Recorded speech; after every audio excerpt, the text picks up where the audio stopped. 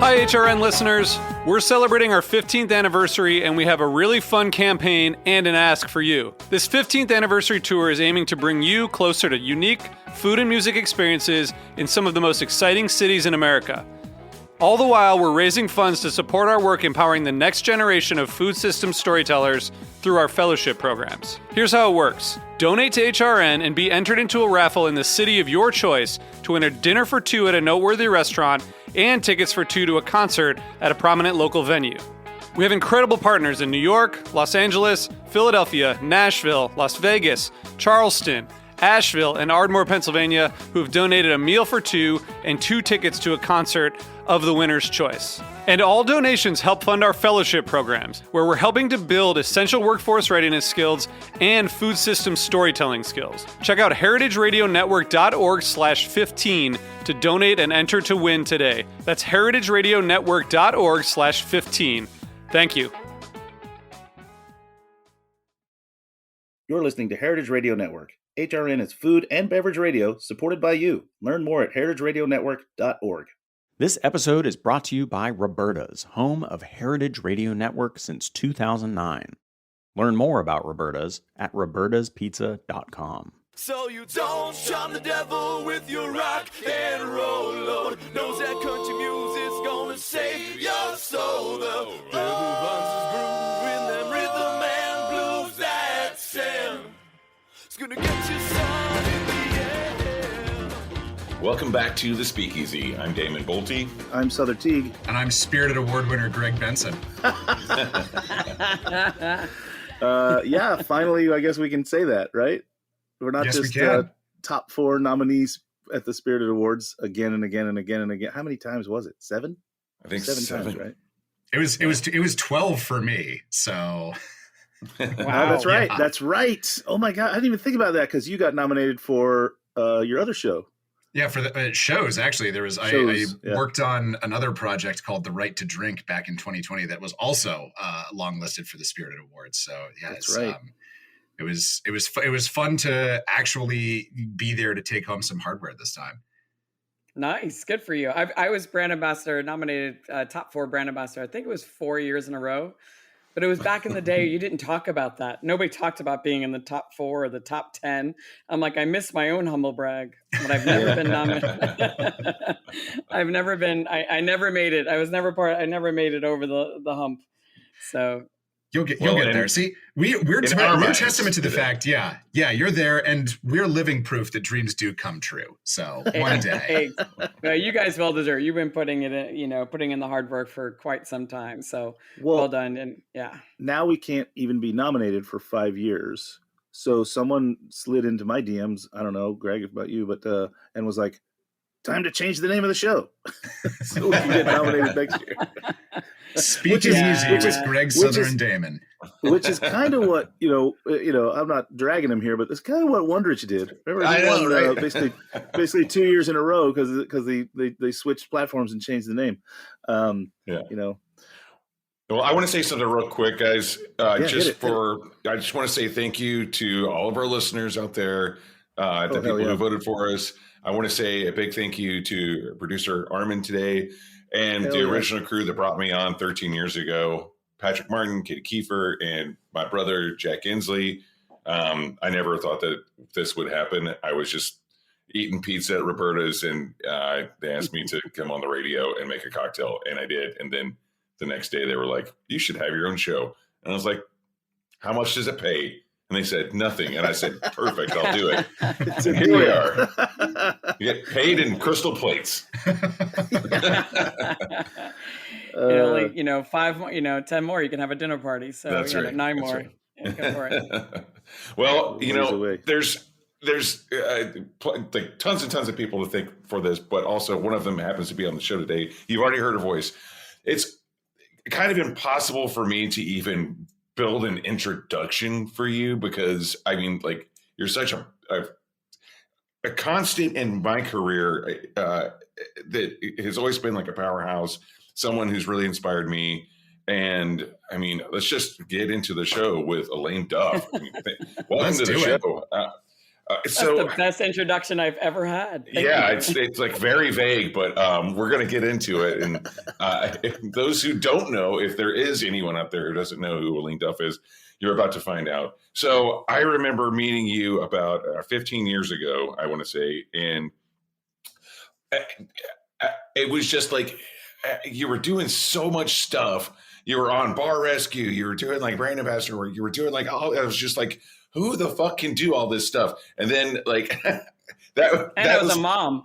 And a mom too. Wow. And so like I was just like honestly, when people ask me like, how do you like own a bar and do a radio show and be a brand ambassador at the same time? I'm like, well, because I learned from watching Elaine, now Elaine Duff, and that's the guys on the streets there. So yeah, welcome to the show. It's great to have you here. Oh, it's really is a pleasure. I've been a big fan of you guys for a long time, and anybody hears your voice, Damon. Everybody knows you were born to be on radio, and I can never compete with who can compete with Sother. He has like 17,000 jobs. Come on, and Greg has 5 closets. So right. There you go. I too learned it from watching you, Elaine. You're you're out there constantly moving and shaking and getting things done in this field. And as we're talking about it right now, we just got back from Tales of the Cocktail, and you had 17 is what I'm told by your better half, or maybe your worse half. Philip said you did 17 events over the course of basically 5 days in Tales of the Cocktail, and I think that's just madness. What makes you want to take such a huge bite out of the apple all the time? Coming from a family of I'm the youngest of 9 kids. That makes you scrappy right from the very beginning. You have to be. you want to get fed, I guess so. You want to get fed. So you need to get fed. You need to have 3 jobs in order to be able to buy clothes, because your parents are like, I'm not buying you anything. You have to figure it out. You want the cool stuff. That's all on you. And just a passion for the industry. I fell in love with this industry 20 years ago. And just meeting people like yourselves, like walking into your bars and seeing people who are just had the drive, and you're like, wow, these people are doing cool shit. I want to do that stuff too. And I never worked behind a bar, and I always did the corporate side of things and learning about events and learning about speaking. And I remember the first time I ever saw somebody give a brand presentation was Steve Olson. And he talked to us about Tanqueray 10, and he came with this passion. And I was like, that's what I want to do. I want to do that. And that kind of just started my career. It started me being obsessed with spirits. And then I learned about cocktails. And I'm a kind of person, my parents always tell me, if you want to do it, just ask somebody for the job. And that's how I got my first job, working as the brand ambassador and mixologist for Diageo. I just said, hey, I would like to be your mixologist. And I worked for the company already, but they were like, what the hell's a mixologist? It was 2004, 2005. Mm-hmm. But it's just that drive constantly. It's like constantly scrappy drive of being from a large family, wanting to provide for my own family. So, and just always been taught to do the best you possibly can. So my dad had 5 jobs when I was growing up. So I think the apple doesn't fall far from the tree. With 9 kids, of course he had 5 jobs. Exactly. Listen, I want you to tell me a little bit more about what you just said. And I was going to dig into it, but you opened the door about Diageo. You were their first ever head mixologist and luxury spirits ambassador, which means I'm assuming you probably created the position. So I did. Kind of tell our listeners how one can simply approach a behemoth like Diageo and say, "This doesn't exist. I think it should, and I think it should be me." Thank you. So I worked for the agency MKTG at the time. It was US Concepts and MKTG. So I was very familiar with the brands. They were familiar with me because I was running their events. I worked on the marketing side where we created all the strategy, the trade strategy for all the luxury brands like Ciroc and Boelte and things of that nature. And as I said, I'm constantly wanting to change. I want to learn new things. I want to grow, and I constantly want to keep moving up. And maybe it's because I also just had a kid, and I was like, oh my God, I need to do something else. And I need to keep growing. And as I said, I saw Steve Olson, and I was like, that seems really cool. And then the cocktail world started really evolving. And I was like, you know what? Why can't I do this career? So for myself, my advice to anybody is, if you really do want something, right? First of all, you have to have a reason. You have to have not just why you want to do it, but why it's good for them. So I presented to them what was the reason why they needed somebody like me in this position. Because it was so early days, and Diageo didn't spend a lot of time focusing on the on-trade back in the day. They were mostly off-trade focused and consumer focused, but a little bit of on-trade. So I had to present to them why this was important. And to be honest with you, my first two bosses, I think it took me 2 years. I think I started like 2004 presenting this idea of this is what I want to do. And my first boss turned me down. I think my second boss turned me down. And then the third one, it was like a year and a half later, said, yeah, I can totally see you do that. What do you want? What do you need to get to that level? Because I wasn't ready. I didn't know how to make drinks. I didn't know anything about spirits. So the Bar 5 had come out. So I said, I need to take Bar 5. And then you have to put the effort into it. So I knew I made a lot of shitty drinks for like 2 years. Like I was no idea what I was doing, learned a lot about spirits, and you have to put the work in so that you're not just pretending. You have to fake it till you make it, but then you really have to make it and put all the effort in. So I did everything I could. And I was really lucky. This industry is so incredible that so many people like Jim Meehan and Dale DeGraw all became mentors of mine and taught me how to make drinks. So I was really lucky. It was the timing. I don't think anybody could do that today. Yeah, you said twice you feel like you're really lucky, but I say all the time, the harder you work, the luckier you get, and you're a nonstop hard worker, so the luck comes, right? Yeah, you do have to put things out there in the world. You do have to ask. You do have to make a fool out of yourself. You have to embarrass yourself a few times. And you're talking about Bar Rescue here? What are you talking about? Oh God, yeah. I don't know what you're talking about. But the funny thing is Bar Rescue helped make my career. So people back in the day, and this is the thing I talk about in my personal, something just fell off my shelf. I did a seminar once called How to Build Your Personal Brand. And I did it because I realized that in my early steps of my career, I didn't talk about things that happened to me. I didn't talk about Bar Rescue. I didn't talk about being on What's What Happens Live. I didn't even talk about the fact that I got a James Beard nomination like back in the day. I actually forgot about it because it's so far back in my CVs. I was like, I shouldn't talk about it. I didn't win. I shouldn't talk about Bar Rescue because people used to make fun of me. They were like, oh, because it's 2006. Remember how snobby we all were in 2007? Sure. Nobody drank, nobody talked about vodka. And, when was it, 2010 when vodka paid the bills? So because everybody grew up and realized we have to make money.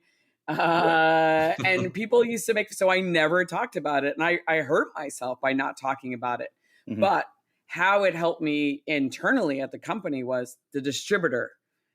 Now they didn't have to explain me. They just had to say, Elaine's on Bar Rescue. And that was it.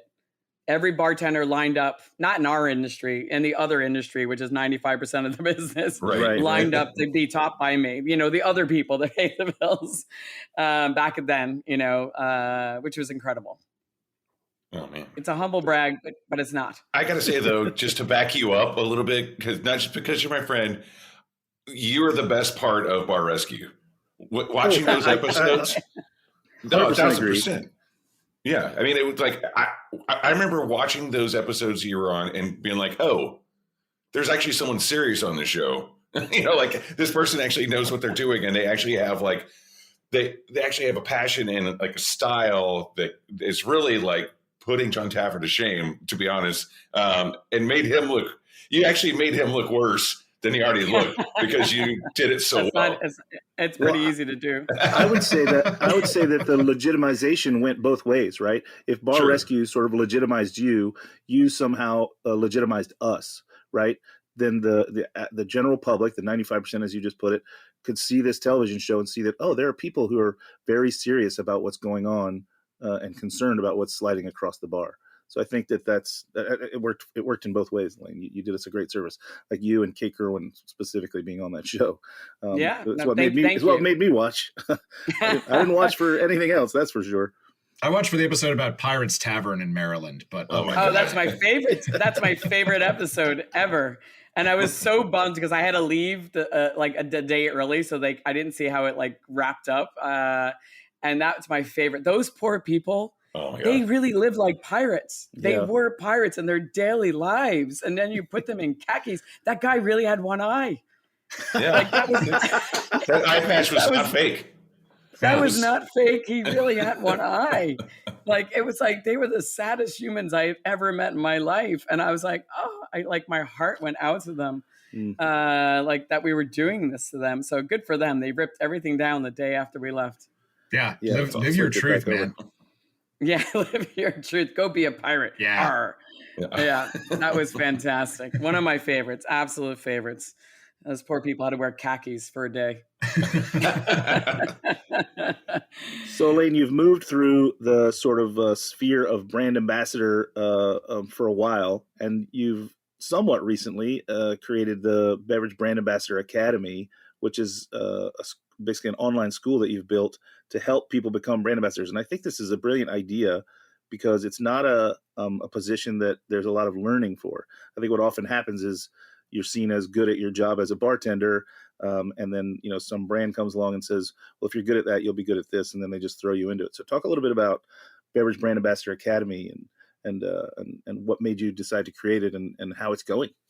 Yeah, no, thank you. It's something I'm probably, of all the things I've done in my career, I'm the thing I'm most proud of. I hope it's my legacy because I see the results of the brand ambassadors, especially the ones going through it past it in the last year and a half. It's gone through a few renditions and now it's at the place where it's well done. I'm going to give myself my own high five. It's a great program. And I see my students and I got a couple of students who saw me at Tails and gave me a big hug and said, thank you so much for creating this because it is my guide. It's like my beacon of how I do my job. Because to your point, you do get thrown into it. And now actually, and we'll talk about this later about my advocacy director role, I understand why, because you don't have a lot of time as an advocacy director or somebody directing a lot of people. You have multiple things, 17 events happening at Tails. You have so many things happening that you have a new person onboarding. It's really hard to spend that time with them to really coach them on how to do the job. Because as you said, Sother, just because you are good at being a bartender does not mean you're going to be a great brand ambassador. It's a completely different skill set. Your friends are no longer your friends. They're buyers, right? So now you have to have that conversation with your friend who's suddenly like, well, I like you, but I don't really need your product right now. And you're like, what? Like, how do I keep this conversation going? How do I continue being that person and build relationships? And it's not something that comes naturally to everybody. And then you also have to navigate politics of the distributor. You have to navigate politics of the brand teams you're working with. So there's a lot going on and you have to manage your own time. You don't have a schedule anymore. So how do you get up every day and be motivated to accomplish the goals that you've been given? So there's lots of complexities. One of my proudest things is I give a seminar called So You Want to Be a Brand Ambassador.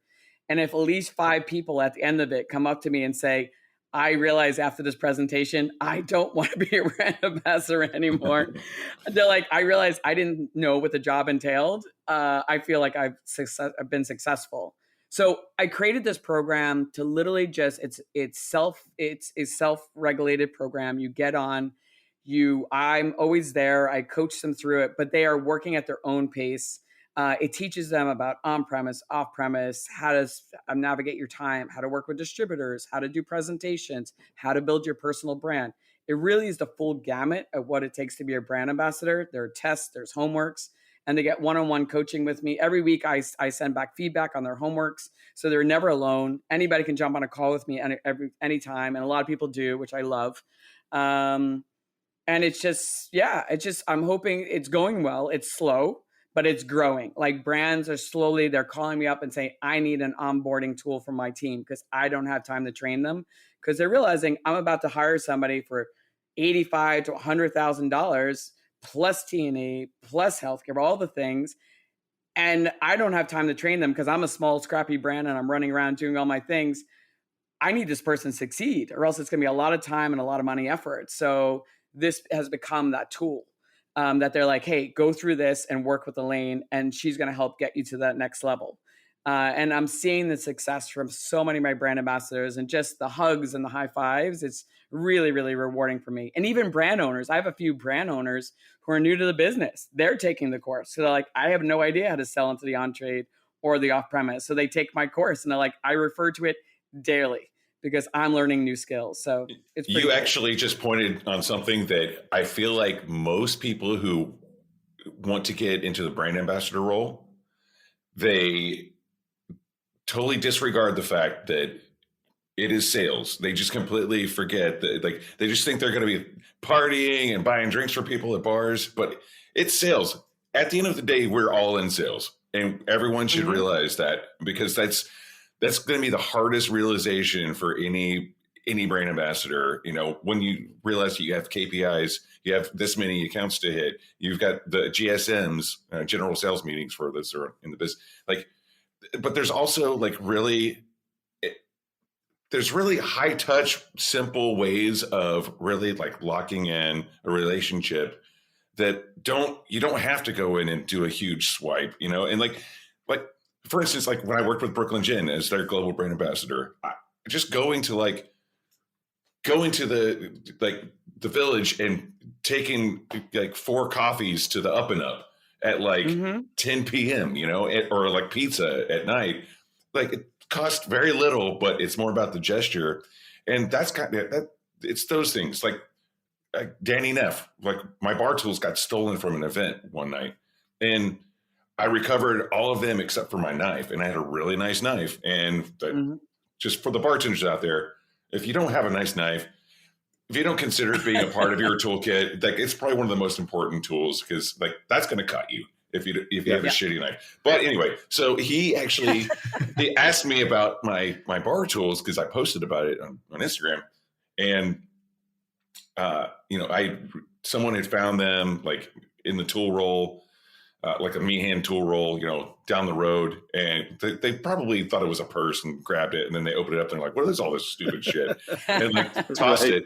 But they kept the knife because everybody needs a knife, right? But anyway, Danny was asking me, he's like, "Oh man, that's a real bummer. That's like, you know, knives are really important." I said, "What kind of knife was it anyway?" I mean, just out of curiosity, just because like I'm like really into knives myself. And I was like, told him, I was like, "Yeah, I was like this Japanese steel, blah blah blah." He's like, "Oh man, you know, it'll come back to you. It'll come back to you, man." And then like the next day, he shows up in my bar, and I'm like, "Hey man, good to see you. Thanks for like your concern and reaching out and everything. What can I get you to drink?" He's like, "Oh, nothing, man. I'm just here to say hi.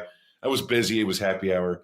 He's like, "I just grab a water for now." I was like, "Yeah, man, of course." Like, boom. And then when I got the chance to talk with him, he was like, "Hey man, I brought you something," and put a bag from Corinne, the Japanese knife place.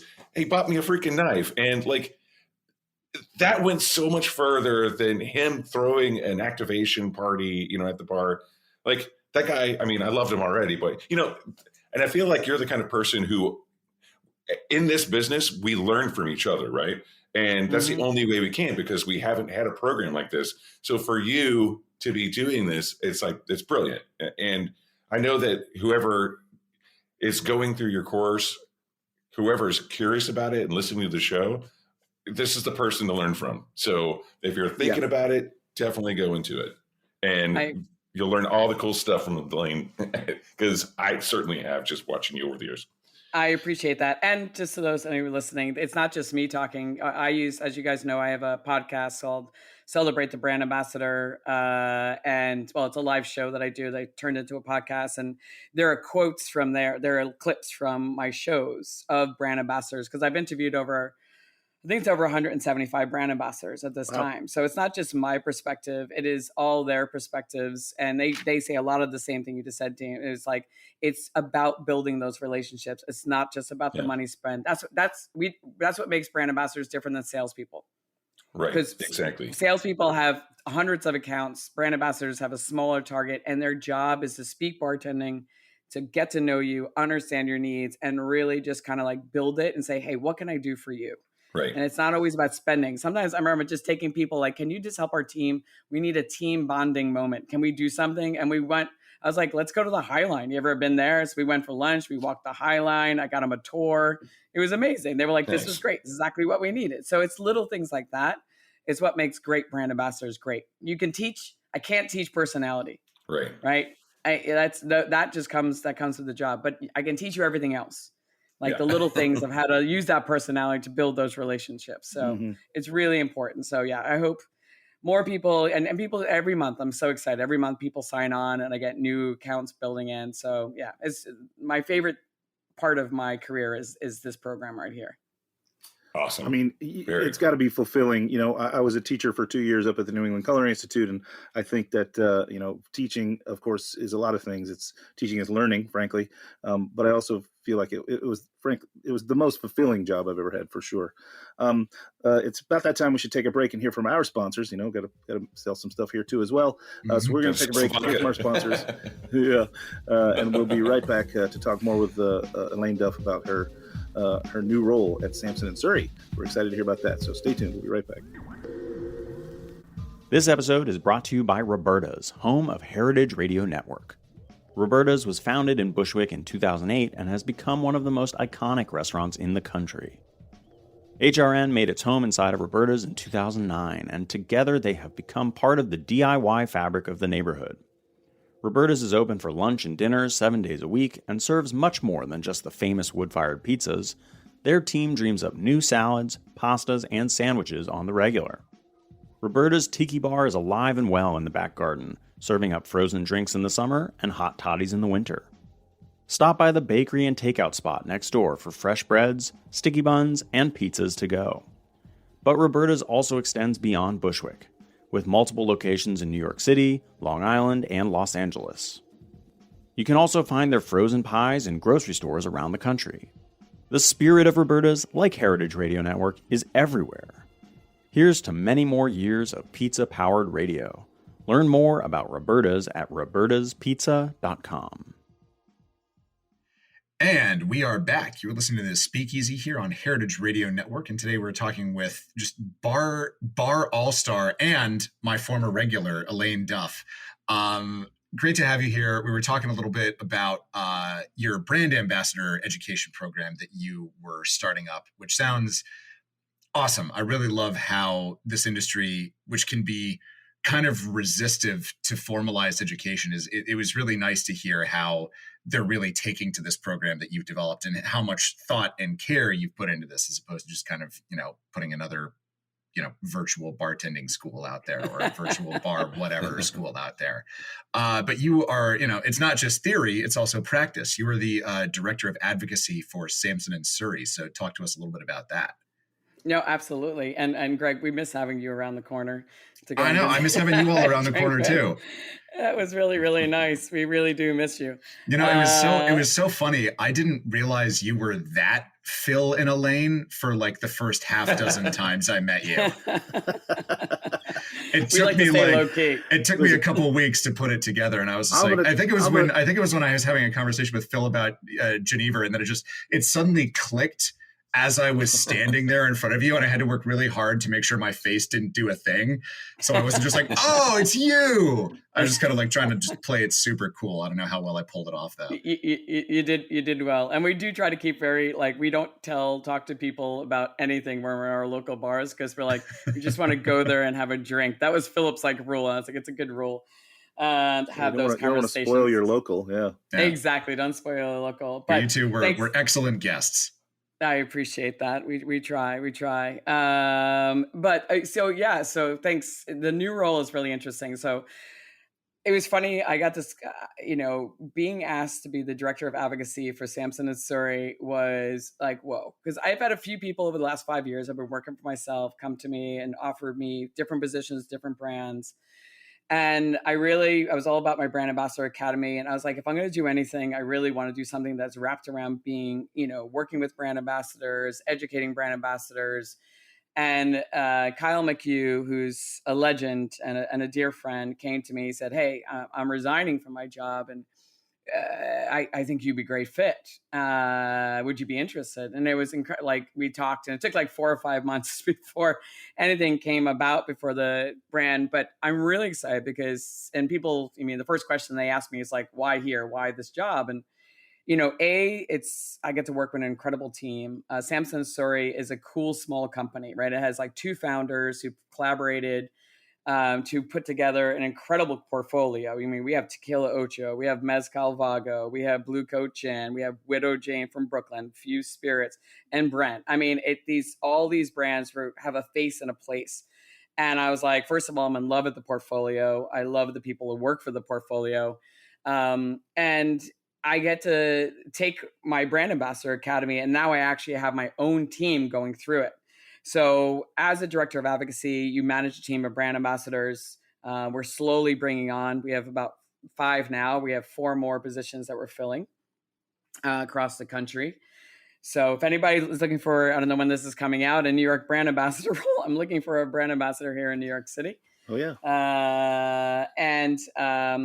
That being said, so it's an incredible position because the company itself gives you a lot of autonomy. Our owners pretty much say, we want entrepreneurs. We want people who do the role and can kind of just take it and run with it. So I feel like I've been in training for 5 years of everything I've been doing. It's like, oh, now I get to apply everything that I've been doing in all the interviews I've had, the academy I created, and now I get to apply that to my own team and create some incredible things. One of the things we're working on right now, we're creating a program called the Paseo del Agave, which is literally creating a program with my national agave specialist of how do we teach and bring mezcal to life for our distributors. So getting them to understand it, because we all know mezcal is complicated, with the palenques and the different, mezcaleros and how to have those conversations and what they are and the different types of agave. So that's kind of cool. We get to do cool things like that, like creating something so distributors can walk away really understanding it, and then also taking that same program and rolling out to the trade. So that's one of the cool things that we're really excited about bringing to the table. But in general, it's the first time, as you guys know, I was a brand ambassador for Diageo for many years. And I worked with some incredible people, but this is the first place I've worked, and we're a team. Like all my brand ambassadors work together, even though they're all in different states. They might be working on different programs. We all work together as a team. And that's what we pride ourselves on. Everybody kind of is very hands-on. The marketing team comes to tails. The owner comes to tails. They really like to be involved. They love to do collaborative projects with the trade itself. So yeah, it's really cool. I'm so excited to be in this position. Do you mean that everyone works together as a team as in, like, for instance, like when you have a portfolio, say like you're going cross spirit category, say like if someone who works for Vago needs some advice, they can reach out to someone from Few Spirits and they collaborate. Yes. On. That's great. Oh yeah. That's really cool. The founders know each other. They do talk to each other, but also my brand ambassadors, I have 5, soon to be 7, 7 portfolio brand ambassadors. So they all work on the full portfolio, but they also work together. So like they share ideas with each other. They help each other out. It's like, hey guys, I can't handle this event. Elaine, can somebody fly in to do this event because I have to be somewhere? Not a problem. Like everybody is all up for like picking up boxes, putting things together. Every one of them works like an entrepreneur. Like, okay, guys, this is the event. Who can take point on this? Not a problem. Who's going to work together? And they all kind of jump together to work as one. It's really an incredible team that way. I never worked like that before at Diageo. I kind of worked on my own, even though I had a huge team, but I was kind of the only portfolio person. Might have been my problem. Might have been me. It was probably you, Elaine. I would credit that to me. I would credit that to leadership, though. I think that when you have a leader like yourself who's empowering and empowered, then the team wants to emulate and become like you, right? I appreciate that. Actually, I will say I'll give credit to Kyle. Kyle kind of started this kind of way of working, and I've kind of following his lead. But yeah, it is definitely part of my leadership style. That's why Kyle and I kind of really got along, and Kyle because he knew I would kind of carry on that program, which, as we know, as a brand ambassador, you have tons of autonomy, but that can also be really lonely, right? You're out on the road a lot by yourself. You're out at bars a lot by yourself. So to know that you have other people looking after you, but also people acknowledging everything that you're doing is really important. So I know that from my own experience. It's like, I need somebody to give me that high five. I need other people to know what I'm working on, because it can be really frustrating. Like, does anybody care that I'm doing all this stuff? Like I'm spending tens of thousands of dollars. Is anybody even noticing that I've done this? And it's hard to like manage your own, like, it's hard to understand like the metrics of what you're doing and how effective it is when you're out there on your own, because like you're tracking and reporting, you're like, well, I did this and this, but do they understand? Like, does anyone understand what I'm doing? Or do I even understand what I'm doing? Like, right. Elaine, I ran into Dave Osborne on Friday in Napa, and that was really cool because I hadn't seen him in a while. And he's been with, I guess Samson Surrey for a while. Does he have a while, right? Yeah. Yeah, I mean, but I hadn't seen him in a while. But it was cool catching up with him. He was actually tasting some people. The bar called Palisades in Napa on Vago and Ocho, and I just heard someone talking about those two brands, and I know Michael, the owner, and I like turn around. I'm like, Michael, you don't have those brands? Like, what? Like, you should try the Vago Elote. It's like freaking rad. And then Dave, like, he was like kind of in front of the front door, and he was like a little bit backlit, so I could tell who it was at first. He was like, Damon. I was like, Dave? It's like, what, are you working with us now? And I was like, well, I mean, maybe, but it was, he's a great kid for the team. But but I mean, even that is a great example of what a great brand ambassador is, right? If you're an ambassador, I put it back on what we do behind the bar. Like, it's just sort of the next and more expansive level. If I can proselytize my bar to my congregation, and then one of my congregation goes out and evangelizes my bar, right? Then they're working for me suddenly, right? So if he can be such a great ambassador that when someone else from the field is nearby, they are excited to help push it forward. I think that's the genius of it, right? It really is a genius of it. And it is really the way it's supposed to work, is getting people so in love with your brand. And that's what a brand ambassador's job is. Like, people always ask me, Elaine, what is the role of a brand ambassador? And as we all know, brand ambassadors have multiple different jobs, and every job, every brand, every company has their own policy and their ways of working, and they all have different roles. But for me, it's their number one job is advocacy. If you can develop love and passion for the brands that you work on, you're doing your job. And that's what we drive here. We're very much about advocacy and building. It's not about hitting your KPIs. Actually, they don't even have KPIs. We have goals, like things that you need to strive towards, but it's about them building passion. And my job for them is like, how are we going to do that, guys? What do you want to do? What are your skill sets that you can bring to the table that you can then activate on with the trade that's going to build advocacy? So finding everybody's passion, that's my next goal for them. It's like finding their passion and like what kind of program. Now that I've been there 3 months, I can actually start doing some stuff that I really, can start activating on. But they all know that. I'm like, think about what your passion is and what are your skill sets, and let's build on that. And then let's develop a program around that so that you feel ownership of it, and then you can bring it to the trade. But going back before about feeling lonely, the one thing is really cool that this company does is we have our own internal Facebook. It's called Workplace. So you can post all your events on there. So every time you're doing something cool, so everybody sees it. So it's very cool. Instead of doing some stupid report that somebody ends up in somebody's inbox that maybe one person sees if somebody looks at it, right? We all know. None of the busy work. Yeah, all the busy work. We pride ourselves on the fact that we share, whether it's menu placements or activations, it all goes on this internal Facebook. It's very, very cool. So nobody feels alone. Everybody feels like they are part of something bigger because they can see what everybody's doing from around the country. That's cool. And even just like on a an event level, that's great. But even just like on an account visit level, I used to. Man, I used to think that'd be so cool. Like, well, Brooklyn Gin, we were only one brand. We were only one SKU, And so, but what I would do is I would, if it was like Victoria Canty from Lo-Fi, if she was wanting to visit accounts, I'd be like, hey, we could make a Negroni together. And so, right. But with the portfolio, it's a great opportunity for the team internally to be like, you know what, I'm going to go.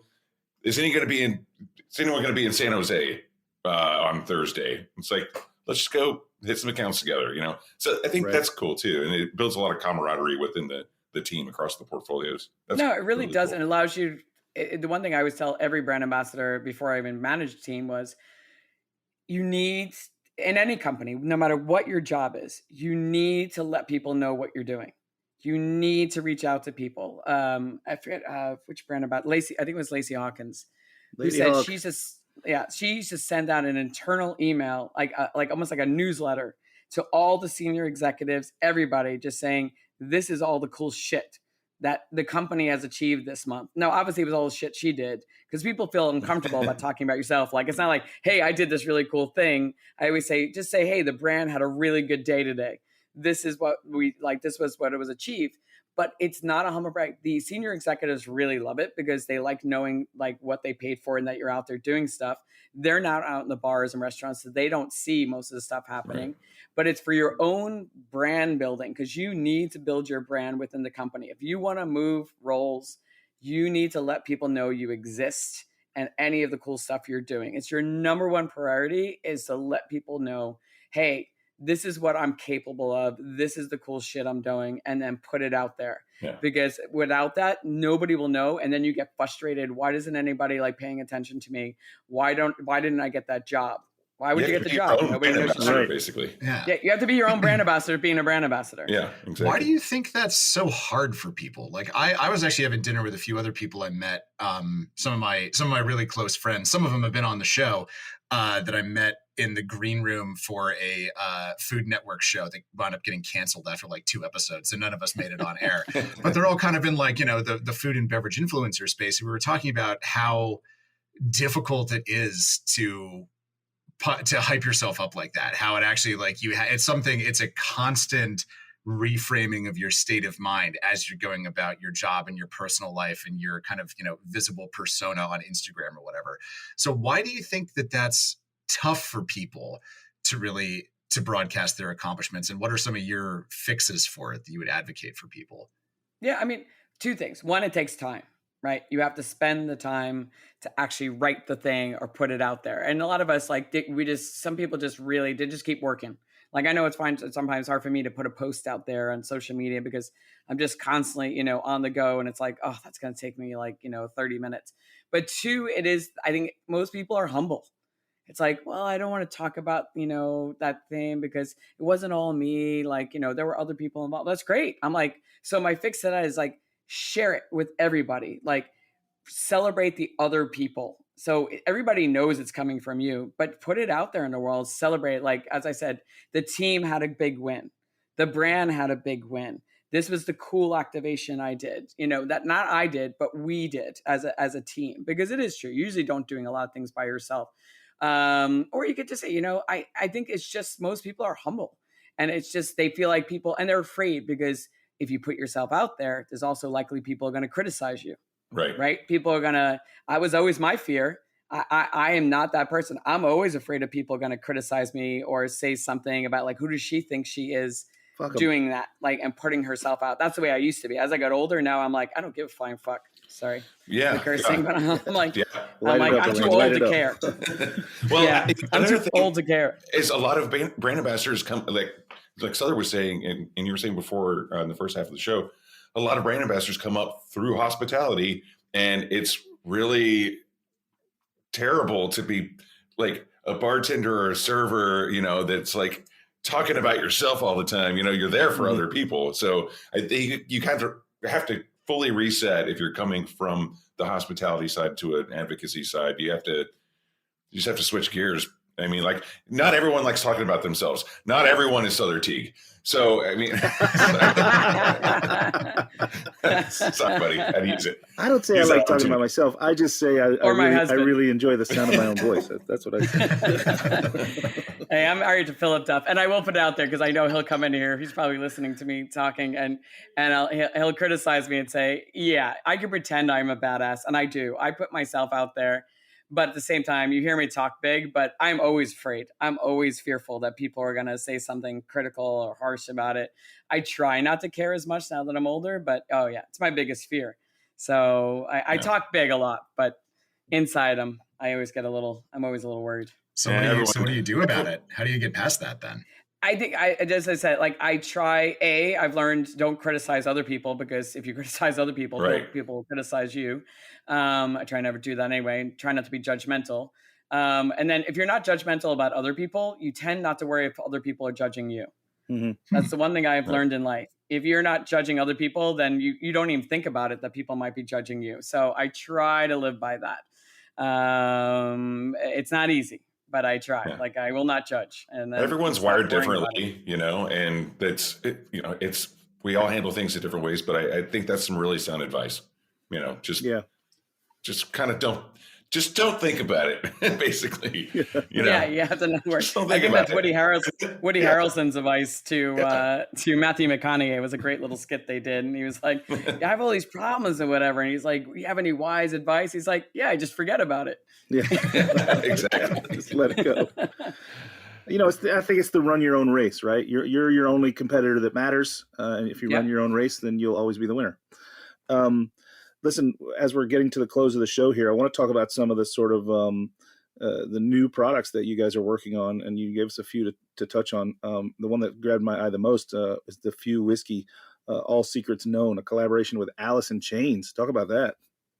Yeah, so this is really cool. And if you ever get a chance to meet Paul, the founder of Few, he's been on the show. He's an awesome guy. He sent me a text with the custom guitar that was made. He's a big music guy. So when I saw this, it's like it made perfect sense to me. But go ahead and tell us about it.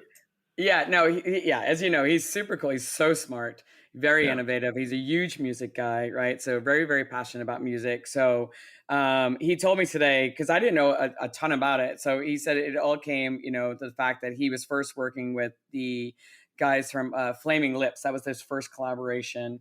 And they kind of led him to the collaboration with Alice in Chains. And it really is, it's a Few driven product. They didn't really have a lot to say, but they wanted to be part of it, right? And they know that Paul is really passionate about music. So it is basically a 101 proof bourbon that is then finished off in a tequila barrel. Oh, so cool. that was the collaboration. This will be the third collaboration. So they released one a few years ago, and then last year they released one. So this will be the third one coming out. It's only available online. So it's a very small release. So when it comes out, you find it, and I haven't even had a chance to taste it, but I've heard from other people, they're really fantastic. And it's whiskey and tequila. I mean, for me, that's a no-brainer. There you go. Yeah. Yeah. Amazing. So Paul's always coming out with new things. That's the one thing I love about working with Few. He's constantly thinking of new innovations of new products that he's going to put out there in the world. He gets bored. As he says, he has ADHD. And he's like, if he's not thinking of something new, he'll get really, really bored. So it's exciting to watch what he's going to come out with next. Yeah, he's always coming up with something cool. Yeah. One of them, I was trying to remember. One of them was Black Rebel Motorcycle Club, I think, right? Was Few that did that as well, right? It was a Black Rebel, the Motor Club. The Motor Club. Yeah, that was it. Yes, that was great. Rebel Motorcycle Club. Yeah. Yeah. No, and he does things like, the Immortal Rye. He brings the water down with, instead of water, he proofs it down with oolong tea. Yeah. Who thinks about these things? And it's delicious. And then he has one called Cold Cut, which he brings down with cold brew. It's like a bourbon cut brought down with cold brew. It's like innovative stuff that he just keeps, pushing the envelope. Yeah, so he doesn't get bored. I love that kind of stuff. It keeps your consumer happy as well, right? They're of course happy with the baseline product, but then they get to have these little skips off the path and try something new and see what the talents of the again, we break it all the way back to just being behind the bar. Of course, I've got the menu, but from time to time I'm changing the menu, and from time to time I'm just making something for you while you're sitting in front of me, and that of course shows you that I have this skill set that I can make this regular thing all the time, but I can also jump off and make these fun things. There was another one on your list that caught my eye, the Widow Jane, the Vaults series. Talk a little bit about that, because I'm a big fan of the Widow Jane as well. Yeah, I mean, every year they release a new edition of, it could be 14. Last year it was 14, so it's constantly a new renovation. It could be, I don't know with the new one what year it's going to be, but I know we've done a 13, a 14. This could be the 15 that's coming out. But yeah, so it is a very limited edition. If you do see it, they're just delicious bourbons. I mean, everything she does, the master distiller Sienna now, is it's a 5-barrel collaboration. So she picks 5 barrels and blends them together within our blending facility and warehouses out here in Red Hook, Brooklyn. So if you guys ever want to go for a visit, definitely you should do it. You just get right on the ferry and go right over to Red Hook. Let's go. It's really, really cool. And they have a great bar there as well. Sonny's? Or no, Sonny's is right down the street. Just around the corner, yeah. Right around the corner, right down the street. Yeah, well, but Greg, they have a bar at the distillery as well. Greg, you and I should head on down and maybe get Elaine to take us out there. Yeah, let's do it. That would be a fun afternoon. It's a great ride on the ferry. Oh, I know. Public transportation with a bar. I don't know why this hasn't caught on more. It's right. you put a bar on every single subway car. No one's ever going to complain about a long commute again. That's all I'm saying. That's all I'm saying here. Eric Adams. Calling him out. Well, Elaine, this has been a great chat. Before we wrap it up, though, I'd like to ask, because you mentioned it, and so let's get it out there for you. Where can our listener maybe apply for this New York position that you just said is available? Oh, yeah, absolutely. So if you go online to LinkedIn, if you just look up Heaven Hill, the jobs are posted on the Heaven Hill site. At least I believe. I should know this, but I don't, to be honest with you. But if you put brand ambassador Heaven Hill, for New York City, Heaven Hill, Sampson and Surrey, it will pop up in your Google search. But I should know this, but if you go on, right. sorry for your listeners, go on LinkedIn, look at the Heaven Hill link, because they are our back of house and they're helping us do our recruiting. You will find there's 4 jobs actually, but one for New York, one for Chicago, one for Southern California, and we have a whiskey brand ambassador, national whiskey role that's open at the moment. Incredible. Wow. Yeah. And then if people just want to maybe get in touch with you, you got an Instagram you want to pimp out or something like that? Yeah, absolutely. If you want to find me on Instagram, I'm at Duff on the Rocks.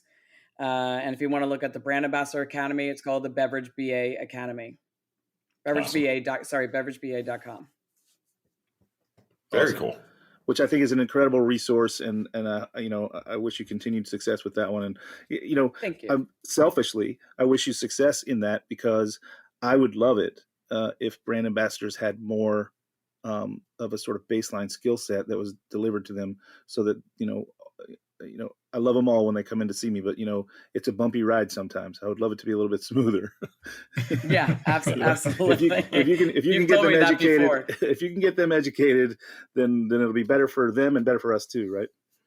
Yeah, absolutely. Outstanding. Cool. Well, this has been, I feel really energized after this show. It's always awesome, like hanging out with you. Like, I know that you and Philip, we've gone out for drinks the last couple of times you've been out here in San Francisco. I need to do the same with you out in New York. Let's all go to Widow Jane and Sonny's and and have dinner at Frankie's or something, and go to Green Army while we're there. But it's always a pleasure speaking with you. Your wealth of knowledge, and congratulations on the new role. The BA Academy sounds awesome. I kind of want to go on it as well, just to me too. We can always sharpen our skills, and exactly. You guys let me know anytime. Anytime. Honestly, I'll send over to you. Knowing how the other half lives, knowing how the other half operates, it would probably be behoovant for bartenders. You should consider having a bartender, bar owner angle to the class as well, because I'd like to look under that hood and understand. It's hard. I think I don't mean to get into a whole new topic as we're wrapping up the show, but it's hard for me sometimes when I look at a brand ambassador and I have things that maybe I want, but I don't know what necessarily all the time I can ask for. So if I maybe had a little bit more information and we knew both directions of the traffic here, then we could communicate a little bit better. So Damon, you've asked me that before. Yeah. Exactly. You've asked me that before. And the problem is, on my podcast, nobody can ever tell you, because that's all probably stuff they shouldn't be doing. the back alley dealings with the brand ambassadors. Exactly. Yeah. So nobody will ever answer that question. It's always call me. Don't text or email me. Call me. There should be no evidence of this. Exactly. Thank you guys so much. This was great, and congratulations on your win. Such a well-deserved win. Yeah, it's a long time coming, and congratulations to you guys, to our team as well. I want to echo that from you, Elaine. It's just been a real honor to be a part of this, this industry, and to build up the show, to eventually bring Sother on, and then eventually bring Greg on, and have this whole team. It's it reminded me a lot of when you were saying about being a brand ambassador and out there kind of doing it on your own. It's like, I felt that way for the first 7 years of this show. I didn't know what the fuck I was doing. Still don't really, but it makes it a lot easier and more fulfilling knowing that people recognized it and given us this award. So thank you to the Tales of the Cocktail Foundation for recognizing this and everyone who voted this in. So on that note, I will say that's it for the Speakeasy, the award-winning Speakeasy this week. Check out Heritage Radio for more programs like this one, although maybe not as many awards. Try to motivate the other shows. And thank you again to Heritage Radio Network for all the great times that we've had and all the guests that we've had on the show that made it what it is today. And especially you, Elaine. Love you. Tell Philip I said hi, and we love him too. And can't wait to have a drink with you. So until next week, everyone, cheers. Cheers, everybody. Cheers, everyone. So you don't charm the devil with your rock. The Speakeasy is powered by Simplecast. Thanks for listening to Heritage Radio Network, food and drink radio supported by you. Keep in touch at heritageradionetwork.org/subscribe.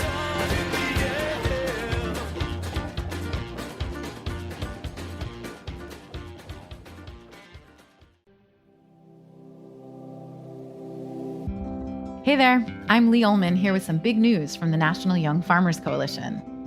We're partnering with Heritage Radio Network on a special season of The Farm Report. It's all about what's happening with the Farm Bill and how it impacts farmers and eaters. I am growing diversified vegetables on land that's been in our family for 150 years. And so with the pandemic, gentrification, property values going up, we had to sell the land and we lost it. Join us as we uncover the untold stories behind this massive piece of legislation that shapes how we grow our food, what we eat, and so much more. The problems we have had, those are things that come from earlier Farm Bill and USDA policy, right? Like Earl Butts, get big or get out. You know, it's my responsibility to know not only what I'm eating, but then like how that all came to be. And realize like, wow, like this piece of legislation, all this money, like it's technically something that I support as a taxpayer. While Congress debates the next Farm Bill, this is not just an invitation to listen. It's a call to action. Be part of the conversation.